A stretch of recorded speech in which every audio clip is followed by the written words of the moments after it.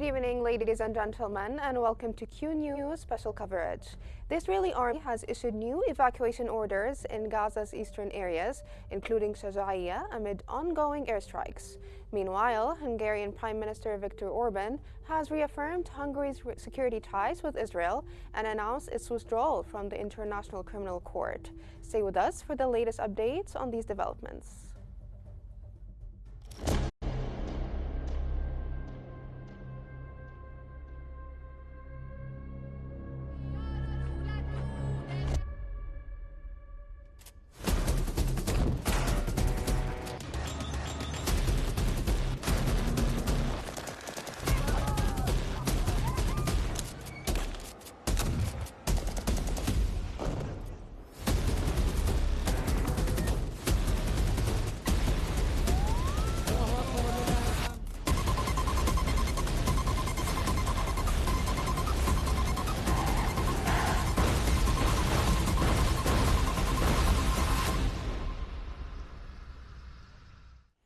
The Israeli occupation forces have renewed airstrikes and assaults on eastern Gaza.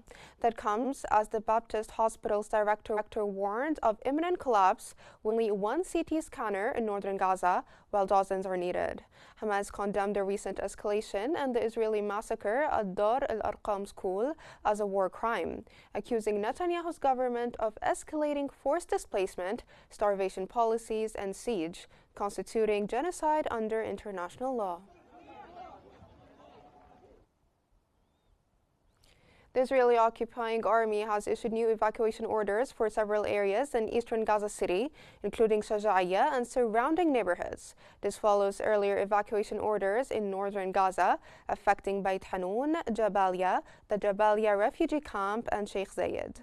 The targeted areas suffer from severe shortages of water, basic services, and infrastructure, raising serious health and environmental concerns. Displaced families, particularly the elderly and the sick, are struggling to relocate amid ongoing movement restrictions. Meanwhile, Israeli airstrikes continue across the enclave, resulting in multiple casualties as the humanitarian crisis deepens.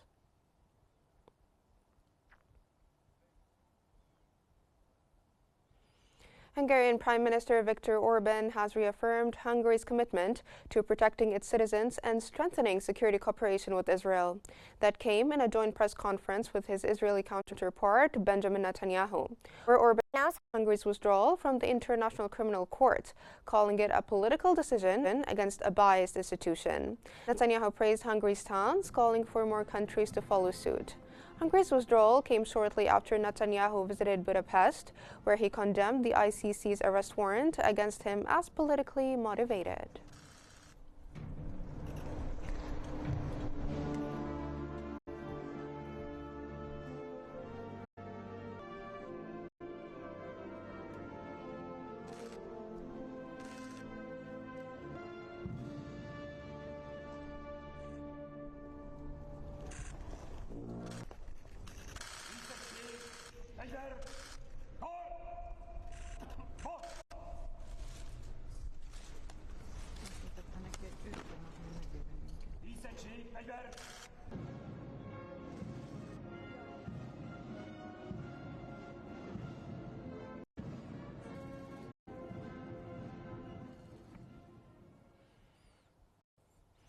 The Palestinian Foreign Ministry has condemned remarks by Israel's defense and foreign ministers on protecting settlers and displacing Gaza residents.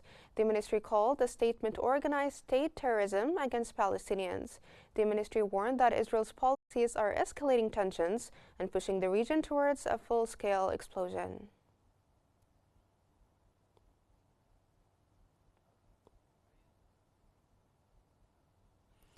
Hamas has condemned Hungary's decision to withdraw from the International Criminal Court during Israeli Prime Minister Benjamin Netanyahu's visit. The group called on Hungary to reverse its decision and hand Netanyahu over to the ICC for accountability. Hamas warned that Hungary's move undermines the international judicial system, encourages impunity, and poses a threat to global peace and stability.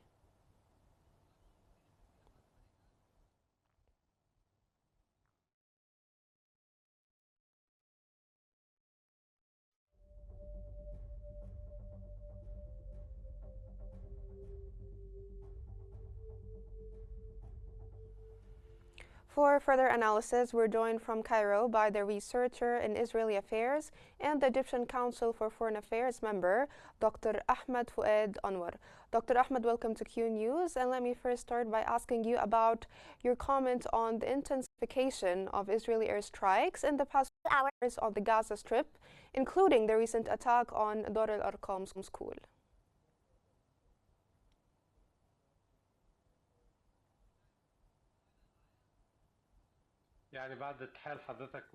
After greeting you and the dear viewers, it means that the main goal of the Israeli offensive is overshadowed by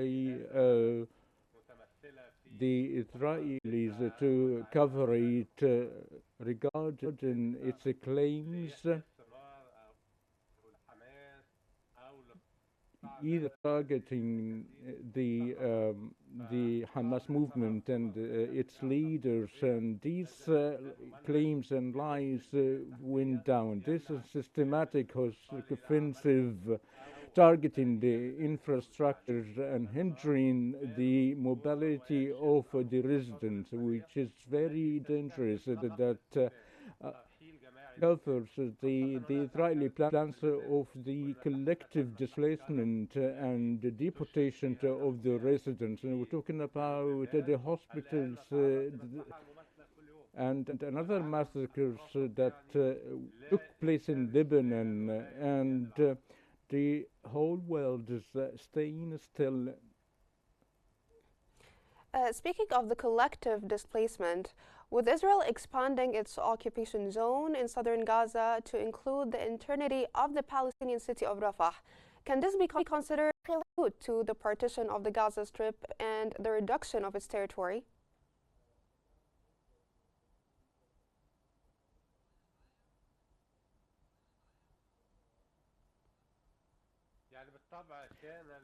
Certainly.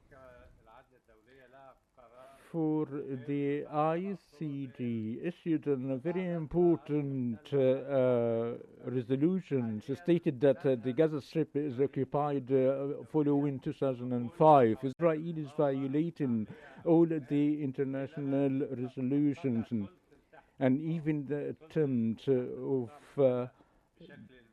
with this regard, and by occupying a third of the Gaza Strip,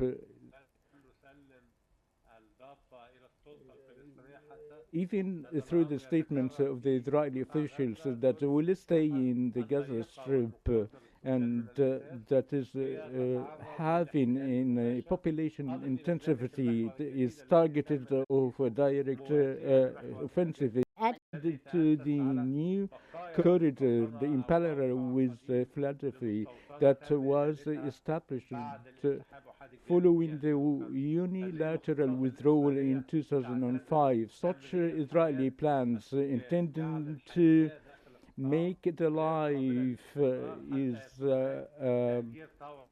isn't ready for viability, and this could be ultimately is an enforcement deportation following the massacres and dividing the strip to corridor and small enclaves. So Israel has stated that it will not stop its military operations in the Gaza Strip until all the detainees are released. And on the other hand, Hamas holds its position still and says that it will not release any detainees unless Israel follows the guidelines of the ceasefire. In light of these two positions, what are the chances of reaching a ceasefire once again?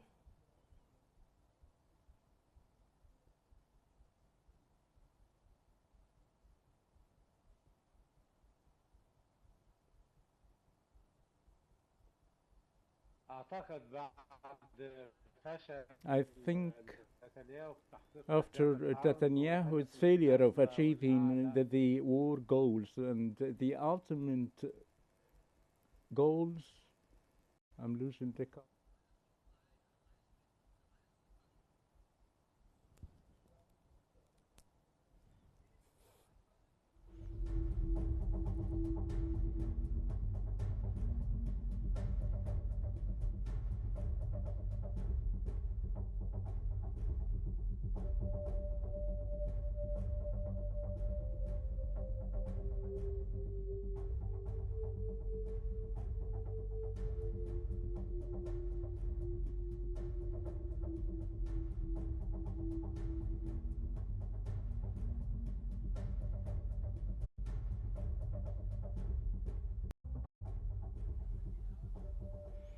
Now, Dr. Ahmed, why does Israel insist on continuing its war in the Gaza Strip and intensifying the airstrikes in the past few days?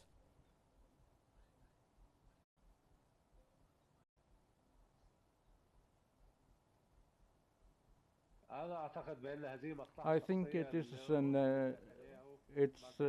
Netanyahu's own interest, along with its allies, but this is jeopardizing the detainees. That Netanyahu failed to release him by force or through negotiations, but he's trying, as always, hindering the deals that proved that's the only solution of the release of the detainees. I think these policies shows a very great outrage inside, following the Qatar-gate scandal by Netanyahu assistant receiving money in order to leak for the media false information and distorting the facts and establishing lies. These internal pressures within the Israelis and trying to make Netanyahu to denunciate the deals, even though if he continues spreading lies. Now, with hostilities raging once again in the entirety of Gaza and the severe aggravation of the humanitarian crisis, is there any hope for the success of Asian efforts to reinstate the ceasefire and the detainee exchange deal?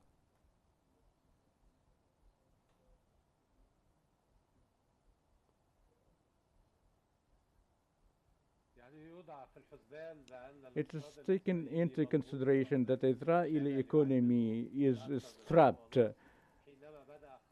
throughout the past year and a half. The recovery of the tourism started new strikes into Yemen and the southern of Lebanon that would cripple the fragile economy and spreading the non-trust of the leadership that failed of the return to the south and north and the south of Israel. That is making it very possible to crystallize a new vision to force Netanyahu and its extremist government to abide to return of the ceasefire, particularly following it that the resistance keep the capabilities on controlling the strip.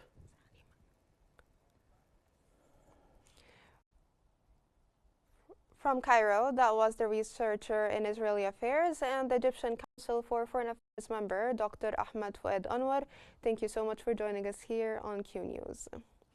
The Palestinian Central Bureau of Statistics has said tens of thousands of Palestinian children have lost their parents since the start of Israel's genocidal war. The statement issued on the eve of Palestinian Children's Day said 39,384 children in Gaza have lost one or both parents after 534 days of war. Among these are about 17,000 children who have been deprived of both parents, the Bureau said.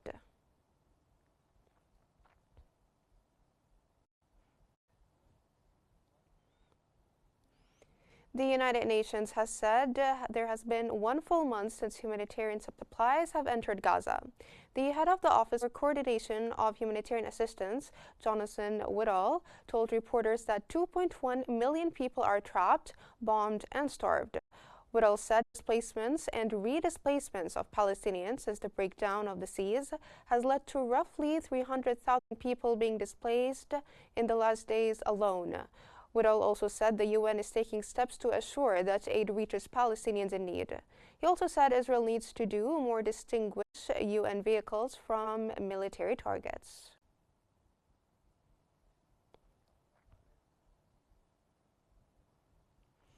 Gaza's health authorities have announced that the death toll from Israeli attacks on the Gaza Strip has exceeded 50,500, with more than 114,700 people dead since the start of the conflict. Medical sources have confirmed that since the early hours of today, 92 Palestinians have been killed in Israeli airstrikes on various areas of the Gaza Strip. Since the resumption of Israeli military operations on March 18, 2025, following the collapse of the ceasefire, more than 1,000 civilians have reportedly been killed, with over 2,500 wounded. The escalating violence continues to overwhelm Gaza's already strained medical infrastructure.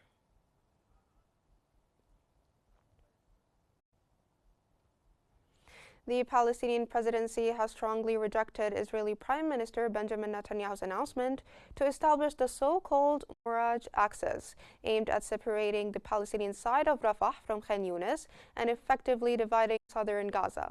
In a statement, the presidency condemned the move as a clear indication of Israel's intention to prolong its occupation of Gaza. It called for urgent international intervention to halt the ongoing Israeli aggression and demanded a full withdrawal from the Strip. The presidency also stressed the need to ensure the delivery of humanitarian aid and the immediate launch of a comprehensive reconstruction plan for Gaza.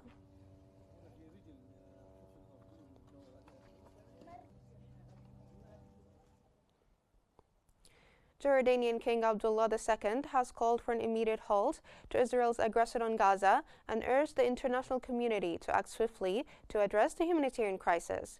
Speaking alongside German Chancellor Olaf Scholz, Jordan's king advocated for restoring the ceasefire and resuming humanitarian aid. He also highlighted the escalating violence in the West Bank, stressing Palestinian displacement as a threat to regional stability. He reaffirmed that peace can only be achieved through a two-state solution. This is how we could guarantee peace and security for Palestinians, Israelis, and the entire region. And we appreciate Germany's support. For further analysis, we're joined from Cairo by Al Akhbar daily newspaper editor-in-chief, Dr. Usama Said.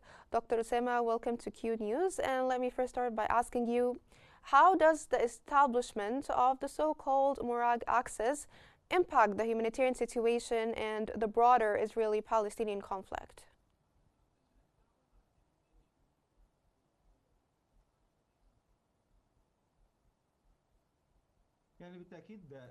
Certainly, Israel is trying to close all the accesses that could be used as a means to extend the life veins into the Strip. Israel is to continue to the systematically of starvation as a means of the collective punishment. In addition, a means of genocide and returning the life in the Strip to the inviable and trying to force the people to far places out of the border, which is the strategic goal of the far-right government to displace the people outside of the Strip. So that has a clear means to block all the accesses of the assistance provided to the Palestinian and spoil all the possible means for the assistance in the Strip and establishing a systematic mechanism of entering the humanitarian aid. And I think that everyone still remember that such attempts and threats were very clear from the beginning. Following the October the 7th, there was an obligation by the Israeli officials to prevent the entry of the assistance, despite the regional Egyptian effort. The humanitarian agent wouldn't have been entered in the Gaza Strip. So Israel is trying to close the only corridor that isn't controlled by Israel, which is Rafah crossing, and trying to close it several times until the occupied the Palestinian side of the crescent but managed to block the last life veins that could be provided for the people of the Gaza Strip. Now, reference to Israel intensifying its fire belts on northern Gaza, specifically targeting Dar al-Arqam school in Al Tufah neighborhood. How do you interpret this? Firstly, Israel do not oblige with any humanitarian standards nor the international convention is trying to bombard in schools, hospitals, killing the medical crews and relief as well as the civilians. These are war crimes against the humanity committed by Israel throughout the hours, targeting schools and the establishment. It is an ultimate goal for the Israeli occupation that destroyed all the educational systems in the strip that represent a systematic destruction of the sector, which is a great part of the system of the Israeli goals. In addition, that schools represent refugees for several fled families of different places of this strip. Therefore, when Israel is targeting such schools, is achieving double goals. So the first one is to destroy the future of the strip, and hundreds of thousands of the students never found places for education in the future, and destroying all the means of sheltering to these fled families. And I think that the goal became very clear before the whole world that the Israeli government would not avoid the ultimate target of the displacement, and in order for the people to survive and to go away of the drastic conditions of the people suffered throughout the more than 15 months. Dr. Osama, so Israel has announced that it has targeted 600 locations, paving the way for another ground operation. What are the strategic objectives behind this, and what's left more in the strip that Israel has not reached yet?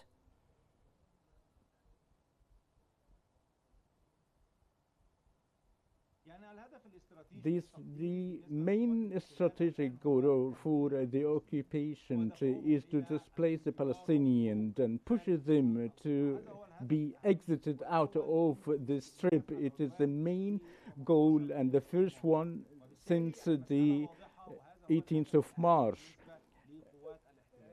But there is another set of goals, and I think that Israel is trying to use by the land operation and the intensified bombardment into the strip to release the detainees kept in captives in the Gaza Strip. And I think it is not going to lead to a very tangible objectives, the whole strip being destructive completely. The main goal for the occupation is to practice the pressure for the residents of the strip, along with Hamas and the international partners, to accept the presence of Israel permanently at the borders of the strip. In addition, to convince the Israel inside that there's a continued war and